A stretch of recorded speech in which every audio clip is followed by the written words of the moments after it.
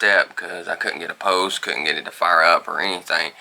So I had to go step by step by step, and after letting him know what to do, I finally went and repasted everything, checked all the stuff, tore it out, cleaned it up, you know, did everything. Well, I charged $55 an hour and had about 31 hours in, so it's about $1,700 the client has owed me. Well, per my policy, when abandoned my policy, after 30 days, no contact, nothing, you know, he abandoned equipment. Well, a few days ago, last week, he had contacted the police department and proceeded to tell them that I had stolen equipment. Well, I wouldn't give him the equipment back because he has an open invoice. And officer tried to say, well, we can get you with theft. This is not a police matter. This is, you know, a civil contractual dispute. And so after that, I ain't heard no more contact. Well, now he's having his girlfriend post on our Facebook page that we stole it, tore it apart, this, that, and the other, and has scared new potential clients away because of this. Well, I want to let you know that sometimes, you know, you're going to have clients that do this because it's not a grown-up thing to do. It's very childish on their behalf. I'm not counting anymore. I'm not going to take stuff without getting a proper payment. At least if I got to do stuff like this, it's going to at least be half of the money up front, because now I've got to go through all the proper channels to get the review down because of inaccurate misinformation on their behalf and lies towards TechWorks, which is not right. But of course you got people who's like that because they don't want to pay, they want to make lies and stuff like that. I don't normally like making videos about this, but basically the guys try to get me to do work and basically scam me out of money and stuff, and I'm not just going to give them when they got to open the voice back. And plus, not counting, they abandoned it, which I have abandonment policy in place, and even sent the officer at my local police department, you know, invoice proof, all that stuff. But if you got a tech business and stuff out there, you know, be mindful and know your rights and rules. Like, they can't make you give it back to them. They cannot do that. It's a contractual, it's a civil dispute. So they can't make you, like, if this happens to you, which, you know, I hope it never does, but I don't like making videos and stuff about people like this, but I want, you know, awareness out there for those who doesn't know your rights and stuff as a business, because the judge is going to decide with you anyway if they try to take you to court and all that stuff, because you properly, you know, you did professional services and you made them sign agreements and stuff, which I'm going to throw those on the screen to show y'all that what this client did. I'm not going to put the name out there. He knows who he is. If you're watching this, you know who you are. You know what you did. You know what you and your girlfriend did is wrong, and lied up on us about that stuff, and which can intentionally harm and affect your business out there with stuff regarding like this, especially over lies, knowing that you owe money for services rendered, and you signed agreements and contracts, then try to bring other people into it, especially local law enforcement, which they have no leeway or right to it because it's a civil dispute. But I wanted to bring this to y'all's attention today. Don't let people like this try to scam you or potentially scam you or your business. Make sure that you have policies in place to protect you just in case something like this ever happens, and I hope it never does. But stuff like this will protect your business and what you do, because, you know, our whole job and stuff, you know, I try to help people, but, you know, this is what I get, and the lesson that I learned from helping people, that when it comes to stuff like this, you know, business is business and personal is personal, which, you know, sometimes, you know, especially if somebody has a good heart, they try to take advantage of you. But from now on, if you contact TechWorks needing work done, with stuff like this happen, there's policies that I have to sign as well as you have to sign.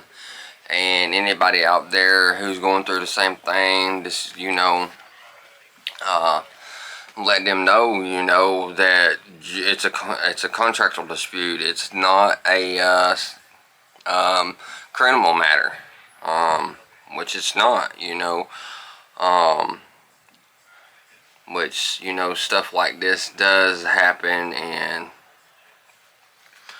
I hate it, but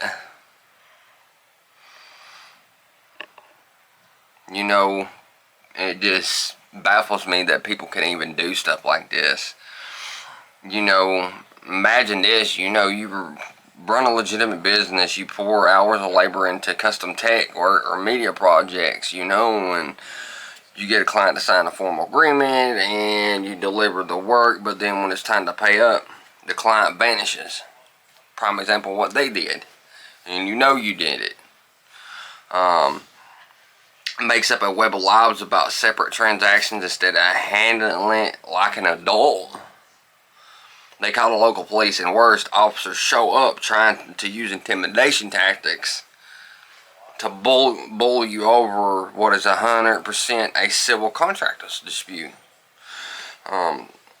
Today, we're talking about a World War nightmare scenario, consumer and client accountability, exactly what a business owner can do when someone tries to weaponize law enforcement against you.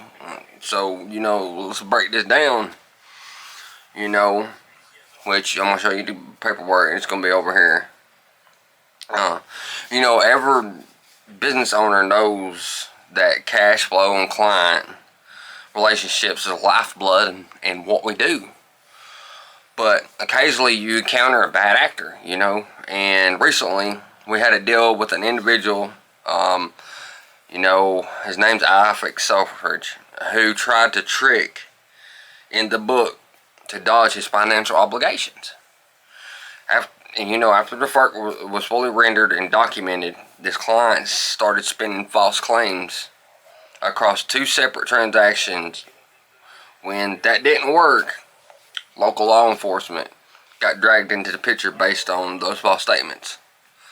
And contract and paperwork trail matters, We had fully executed agreements and documentation signed after the work was completed. Proof of work doesn't disappear just because someone decides to lie. Hello. The law is involved. Invoice or dispute over services rendered in a civil matter is not a criminal offense. Police officers do not have the legal authority to act as a private collection. They have legal authority to act as act in a private collection or use scarce tactics and to force intimidation over you to hand something over. Go. Excuse me, I'll be right back 1 second. Come on. Big Daddy is trying.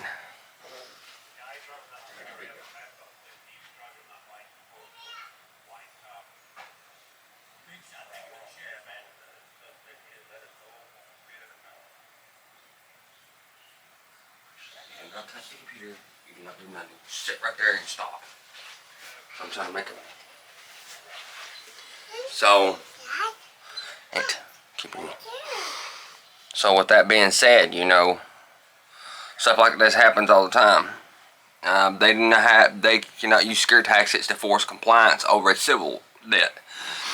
If you ever been in a position where someone tried to bully you with badge numbers over a business dispute, you know how frustration but panic is the worst thing you can do.